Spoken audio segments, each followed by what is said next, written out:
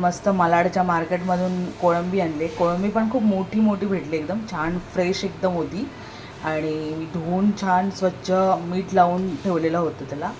तर आता इथे लागणारे मसाले, एक तर टोमॅटो घेतलेत 2 चिरून, एक बाउल खोबरं घेतलं आहे, लसूण घेतली आहे, कोथिंबीर घेतली आहे,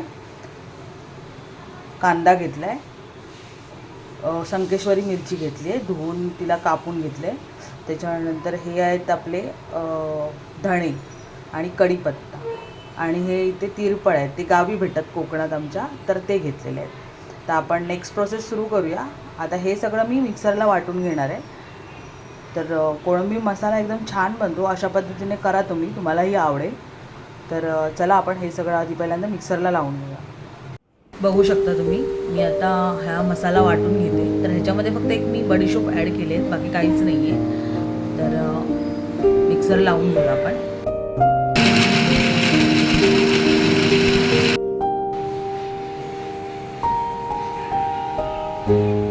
थोडं मी असे फ्रायसाठी घेतले, तर ह्याच्यामध्ये हे थोडं फ्रायसाठी आगं लावून घेतलेलं आहे ते.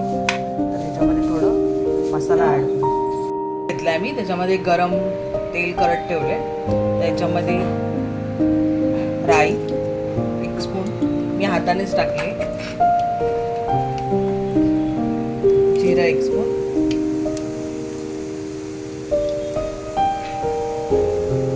मला हातानेच आवडतं कारण हाताची चव आहे ना ती प्रत्येक पदार्थामध्ये उतरते, तर मी हाताने टाकते.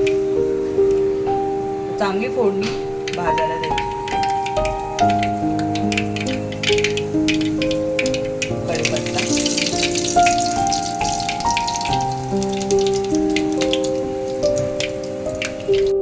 आपण जो मसाला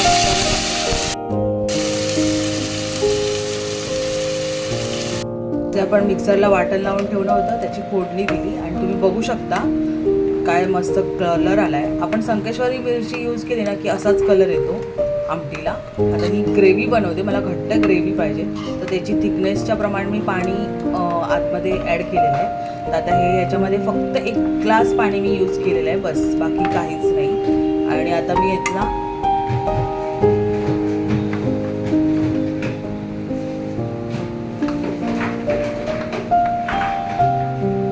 हळद टाकते, अर्धा चमचा हळद टाकलेली आहे फक्त, आणि चवीनुसार मीठ.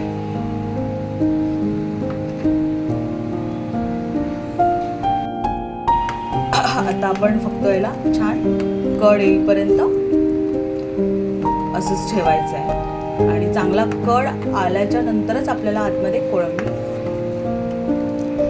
टाकायची. तर आता हे बघू शकता तुम्ही, काय छान कलर दिसतो एकदम. थोडा उकळ यायला सुरुवात झाली आहे, आपण याच्यामध्ये कोकम टाकू.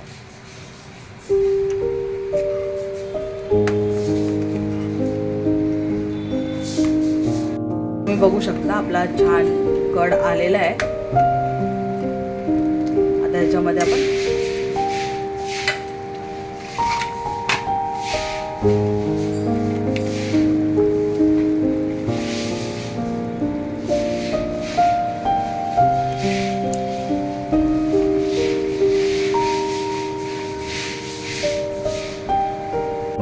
बघू शकता व्यवस्थित कलर आपल्या कढीला आलेला आहे. तर अजून मला ह्याची थिकनेस अजून थोडं जाडसर ठेवायचं आहे, तर मी असंच उकळत ठेवणार आहे.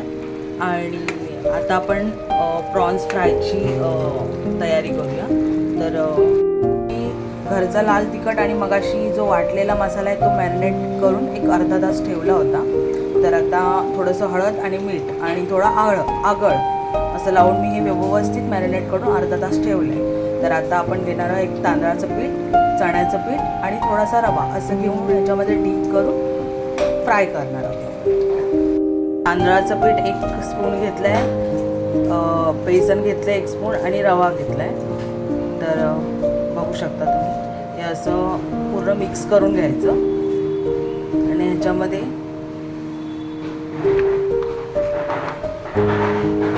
अर्धा चमचा मीठ, अर्धा चमचा मसाला आणि थोडीशी हळद, चिमूटभर हळद, कारण मी ऑलरेडी माशांना लावलेली आहे इथे कोळंबीला. तर आता हे पण मिक्स करून घ्यायचं.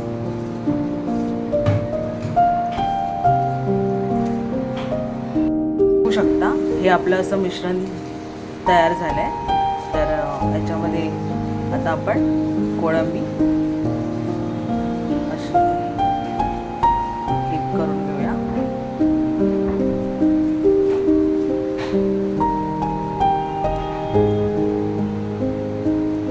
अशा पद्धतीने केलात ना एकदम क्रंची आणि कुरकुरीत कोळंबी लागते. अशा पद्धतीने करा. आता आपण फ्राय करायला घेऊ. तेल एकदम गरम झालेलं तुम्ही बघू शकता, वाफ पण येते. तर आता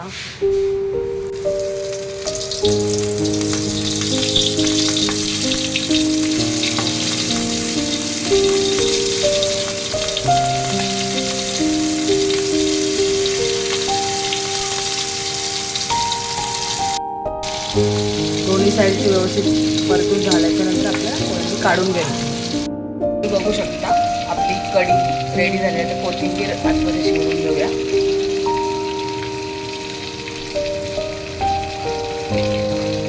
थिकनेस पण खूप छान आलेली आहे. बघू शकता एकदम कोकणी टाईपमध्ये, मालवणी मसाल्यामध्ये एकदम भारी कोळंबी कढी झालेली आहे.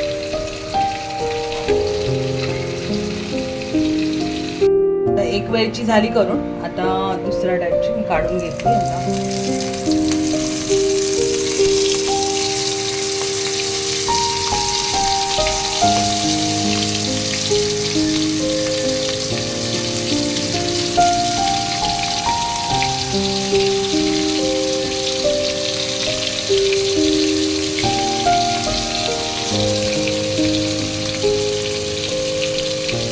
चांगली फ्राय करून फ्राय करून घ्यायची एका साईडची, नंतर सेकंड साईडला यायची. तर तुम्ही बघू शकता ग्रेव्ही रेडी झाली आहे. त्याच्यानंतर कोळंबी मसाला रेडी झाला आहे. आणि ही आपण तांदळाचं पीठ, बेसन आणि